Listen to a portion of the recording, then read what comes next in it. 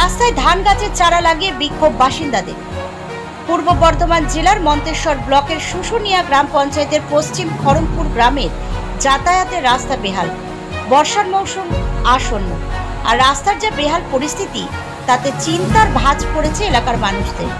যাতায়াত করা কার্যতই দুঃসাধ্য ব্যাপার হয়ে দাঁড়িয়েছে।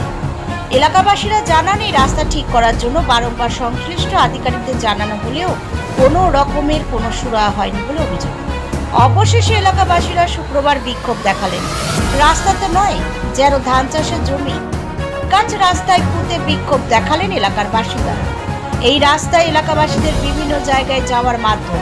ছেলেমেয়েরা স্কুল কলেজে যায় এই রাস্তা ধরে। মুমূর্ষু রোগীরা চিকিৎসার জন্য এই রাস্তা দিয়ে নিয়ে যেতে হয়। তবে রাস্তার এই হাল হওয়ার কারণে অনেকটাই বিপদে রয়েছেন এলাকার বাসিন্দারা। ভোট এলেই প্রতিশ্রুতি দেন নেতারা, কিন্তু ভোট মিটতেই কার্যত সব ভুলে যায় অভিযোগ বাসিন্দাদের। পুরো বিষয়টি অস্বীকার করেছে পঞ্চায়েত কর্তৃপক্ষ। Bureau report, news 24 Bangla. Partha Ghosh, আমি শুশুনিয়া গ্রাম পঞ্চায়েতের প্রধান।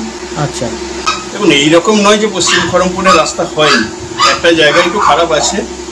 ওই গ্রামে রিসেন্ট 3.5 লাখ টাকার একটা রাস্তা হলো, যেটা বামি খড়মপুর দুটো গ্রামের সংযোগ রাস্তা। তাছাড়া ওখানে একটা স্কুল আছে পঞ্চপল্লী, বামি পঞ্চপল্লী, ওখানে ছাত্রছাত্রীরা যাতায়াত করে, সেই কারণে ওইটাকে অগ্রাধিকার দেওয়া হয়েছে। আর এটাকে 25-26 যে অ্যাকশন প্ল্যান ওখানে ধরানো আছে। 50 টাকা ঢুকলেই ওখানে কাজ শুরু হয়ে যায়।